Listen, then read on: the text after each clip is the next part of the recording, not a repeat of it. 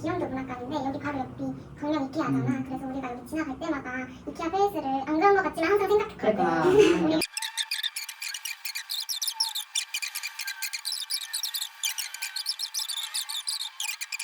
꼭 어디선가 태어나고 있는 것 같지.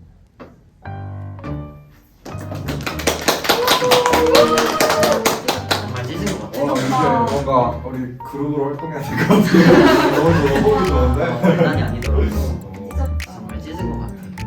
시를 나눠 읽은 건 처음이어서 아. 색다른 것 같아. 느낌이 많이 다르지. 느낌이 되게 다르고 뭔가 다른 마음들이 하나가 되는 느낌이 들었어. 이제 또 우리가 기존의 시 낭독에 좀 벗어나서 이렇게 캐릭터를 소개하는 것처럼 이 사연을 읽어봤는데 또 이게 연극 같은 느낌을 좀 주고 싶긴 했는데 좀 어색하긴 하더라고. 그래서 한번 이런 것도 어땠는지 이런 식의 낭독. 우리가 이제 화자를 보통 생각할 때 그 작가의 성별이나 이런 것들을 먼저 이입하게 되거든. 그러니까 남자 시인의 시를 읽을 때 남자 목소리가 들리고 여자 시인의 목소리를 들으면 그렇게 되는데 사실 나는 화자에는 성별이 없다고 생각해. 그리고 그건 읽는 사람의 마음이라고 생각하고 우리가 이 시를 읽으면서 이제 다양한 목소리들이 섞여 들어오는 것이 감상에 방해가 될 수도 있다고 생각했는데 오히려 풍성해지는 것을 느꼈어. 너희도 그렇지 않니? 우리도 한번 우리의 창작품을 각자 한 번씩 낭독해 본 적이 있었거든. 근데 그때 신기했던 게 의도를 완전히 다르게 읽더라고. 맞아. 그래서 내 시가 완전히 이렇게 다르게 해석될 수 있구나를 생각하면은 마음이 참 좋아지는 것 같은데 맞아. 오늘 우리가 그 경험을 같이 한 것 같아서 맞아. 너무 유의미하다. 이 시를 우리가 자주 읽기도 하고 또 이케아 앞에서 이렇게 자주 생각하기도 하면서 이 시를 창작하게 된 시의 배경이 참 궁금하더라고. 얘기해 줄 수 있는지. 나는 사실 대학교에서 소설 쓰는 걸 되게 좋아했어. 왜냐면 시인으로 너무 일찍 등단했기 때문에 한눈 팔 게 필요했거든. 근데 문창과 출신으로서 한눈 팔 게 뭐가 있겠어. 다른 장르를 파보는 거. 그래서 소설을 자주 쓰곤 했었는데 사실 이케아 페일즈라는 것도 소설을 쓰기 위해서 찾았던 소재 중에 하나였어. 그리고 사람들이 자기 이케아 조립품을 엉망으로 올리는 장면들이 굉장히 인간적이고 또 해악이 담겨 있는 느낌이 들더라고. 물론 우리나라보다 이제 외국에서 많이 나오는 해시태그이긴 한데 우리 이케아라는 것이 사실은 우리가 DIY라고 하는 우리가 조립해서 쓸 수 있는 저렴하고 간편한 어떤 조립품을 의미하는데 그것마저도 실패를 경험한다는 것이 어떤 의미가 있을까? 그리고 그 실패에 부딪혔을 때 어떻게 극복할 수 있을까? 이런 것들이 그때 당시 내 삶의 어떤 주제였어. 그래서 이거를 자연스럽게 소재로 생각을 했고 시든 소설이든 뭔가 먼저 맺히는 게 있어서 시작을 해보고 싶었고 그게 시가 되었던 것 같아. 우리가 느낀 감상이랑 좀 비슷하게 맞아. 창작 배경이 있는 것 같아. 들킨 것 같네. 들켰어. 시시프트입니다.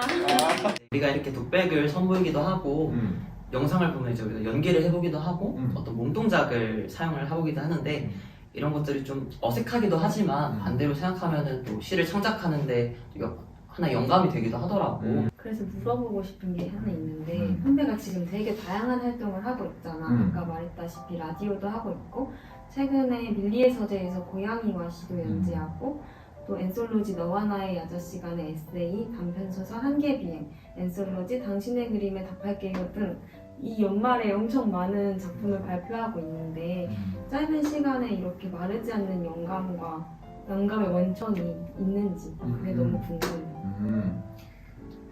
그 정확히 말하면은 영감이 말랐기 때문에 더 활동을 많이 하는 거야. 너희들은 알 수 있을지 모르겠지만 영감이 많을 때는 내가 무엇을 쓸지 고르는 입장이기 때문에 오히려 시간이 더 오래 걸리는 것 같아. 그러니까 쓰는 데 있어서. 근데 내가 올해 30대 들면서 가장 많이 느꼈던 것은 이야기가 고갈되고 소진되어가는 나를 보는 거였어. 그게 쓰는 입장에서 굉장히 고통스러운 일이었다. 그렇기 때문에 어떤 이야기를 꺼내오기 위해서 부단히 노력을 많이 해야 했는데 보통 이렇게 어떤 제안이나 이런 청탁이 들어올 때 그 주제가 나를 동하게 하는 게 있으면 나는 일단 시작을 하는 편인 것 같아. 예전에는 스스로 내 안에 있는 재료를 선별해서 꺼내놓는 일을 했다면 지금은 이제 그런 것들을 다 소진하고 어떤 바닥에 있는 상태에서 그 바닥을 두드리는 질문에 대답을 다시 함으로써 내 이야기를 다시 꺼내오려고 했던 것 같아. 그리고 이렇게 다양한 활동을 하는 것에는 분간 없이 그저 내 이야기 그리고 내가 쓰는 시가 다른 독자들에게 닿았을 때 거기에 대한 어떤 작은 기쁨들이 있기 때문인 것 같고 연말에 이렇게 몰아서 나오게 된 건 내가 의도한 게 전혀 아니야. 사실 아주 오래전부터 썼던 글들이 이제야 나온 것도 있고 이래가지고 본의 아니게 좀 영감이 마르지 않는 사람처럼 보이게 되었지만 사실은 영감이 말라가고 있기 때문에 내가 할 수 있는 안간힘들이라고 볼 수 있을 것 같다. 다 어쨌든 닫힌 문인 것 같아도 계속 두드려 보면서 울림을 계속 듣는 거니까 맞아. 나중에는 또 문이 활짝 열려서 또 영감이 막 생길 수도 있지 맞아. 않을까. 좋겠다. 부럽다. 질투난다. 진짜 질투나. 이제 우리가 이렇게 전반적으로 시에 걸쳐서 얘기를 하고 있잖아. 나는 이렇게 이렇게 얘기를 하다 보니까 막 시를 지금 쓰고 싶은 욕구 막 솟구치거든. 민주도 그래? 막 솟구쳐. 그래? 막 열렬해.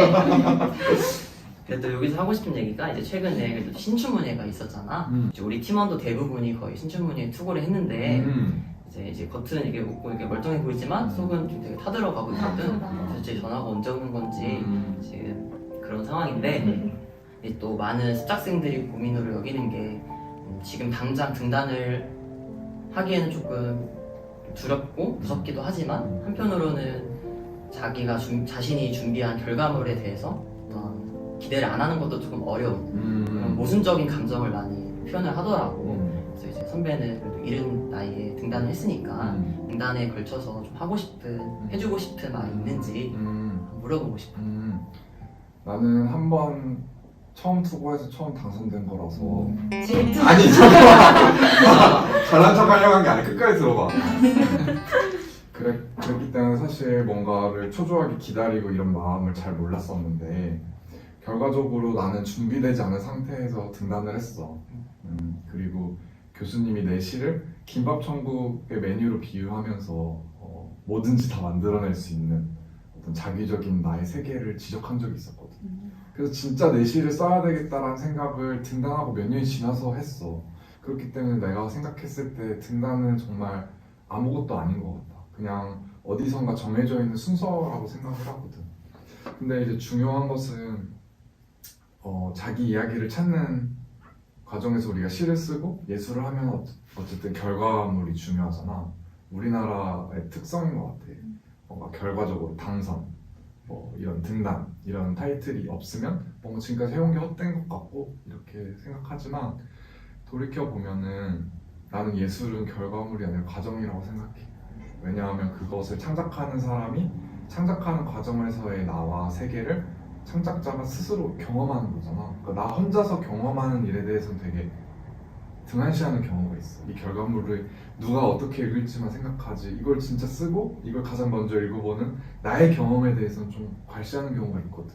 그렇기 때문에 모든 예술은 결국에 과정이라는 원천에서 오는 거라고 생각을 해. 그래서 지금 당장 결과가 없고 지금 당장 02로 시작하는 전화가 오지 않는다고 해서 좌절할 필요는 전혀 없다고 생각해. 그 등단이 된다고 해서 달라지는 건 사실 별로 없어. 그리고 더 어려운 고난에 시달릴 수도 있고 다른 역경이 찾아올 수도 있어. 그래서 그냥 이거는 좀 등단해서 하는 소리가 아닐까라고 할 수 있는데 나는 지금이 가장 부러운 시기인 것 같아. 이런 시도들을 할 수 있고 쓰는 과정에서 어떤 것들을 계속 고민할 수 있는. 근데 나중에는 결정만 해야 되는 시간이야. 이런 과정을 소홀히 하게 되는 시간이 오거든. 좀 꼰대 같지. 우리가 질투나는구나.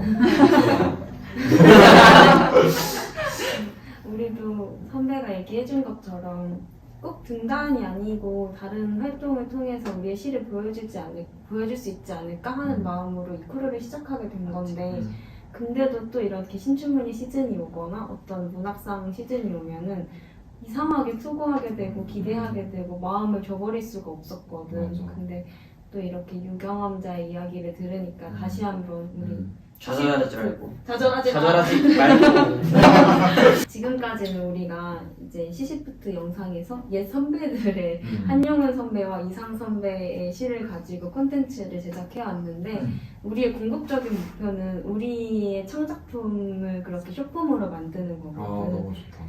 그래서 어떻게 보면은 진짜 미등단 시인인 우리가 이렇게 활동할 수 있는 지면을 유튜브로 하나 더 넓히는 기회를 만들어 보고 싶었는데 선배 이야기를 들으니까 진짜 자극이 되고 좋다.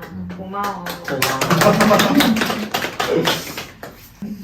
그래서 이렇게 인터뷰를 해보니까 사실 우리가 너무 지금 선배한테 징징댄 게 아닌가 이런 아니 사실 마음이 징징대려고 드는데 불렀어. 그래서 하나만 더 그러고 하나만 더 물어보고 보내줄게. 예전에 선배가 한 인터뷰를 본 적이 있는데 2012년에 왜 시를 쓰는가에 대한 질문을 찾기 전에 등단을 해서 불안하다고 말한 적이 있더라고. 근데 그때 다른 선배들이 그걸 알고 했어야지 라고 되게 냉정하게 말해서 맞아. 상처를 받았을 것 맞아. 같은데 지금은 선배도 이제 등단한 지 10년이 넘었으니까 그런 후배들한테 해주고 싶은 말이 있다면 편하게 얘기해주면 좋겠어. 그 선배들이 했던 그 말이 당시에는 너무 차갑고 날카로웠어. 그리고 생각보다 냉정하고 등단을 하는 건 어쨌든 프로의 세계이기 때문에 무언가를 주저하거나 무언가를 망설이는 일이 창작자 입장에서 굉장한 데미지더라고. 시간이 기다려주지 않고 새로운 시인들을 많이 등장하니까. 근데 내가 생각했을 때 요즘의 문단의 속도는 굉장히 빨라졌어.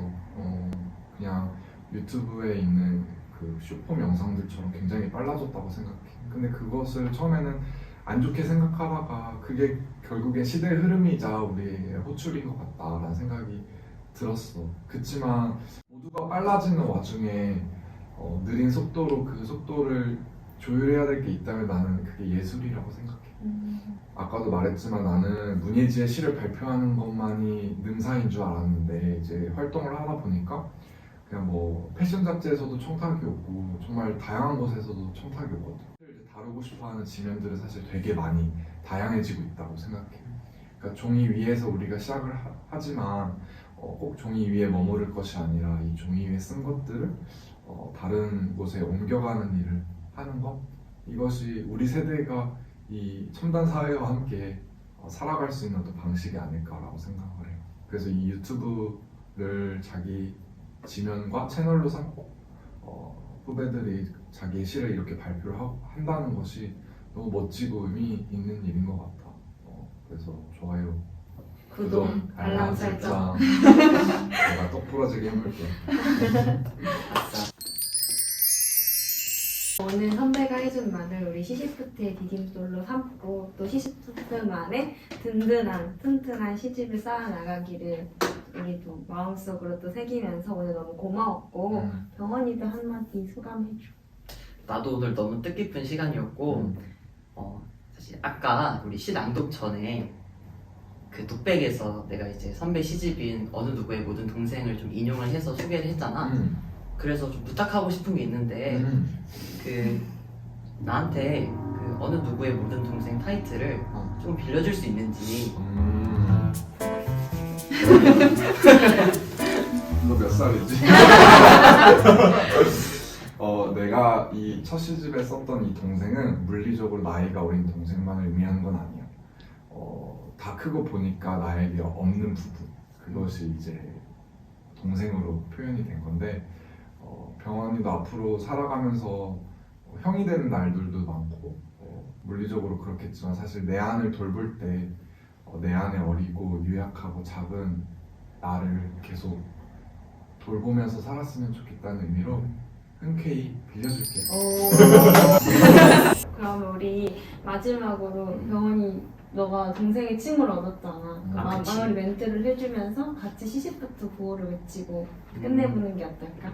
일단은 정말 타이틀을 나한테 줘서 지금 너무 감동적이고 그 타이틀을 받은 거에 부끄럽지 않게 앞으로도 더 멋진 활동을 할 수 있는 시시프트가 되도록 노력하고 이제 선배의 앞날도 우리가 그래, 내 앞날도 챙겨서 정말 힘을 팍팍 불어넣어줘. 고마워. 나도 응원 많이 할게. 그럼 우리 다 같이 구호 외치면서 끝내볼까? 우리 로고가 있어. 음. 우리 시시프트 로고가 이렇게 시프트 올라가는 키거든. 그래서 우리가 지금까지 시시프트였습니다. 같이 이렇게 흔들어줘서 하나, 둘, 셋. 지금까지 시시프트였습니다. 시프트였습니다.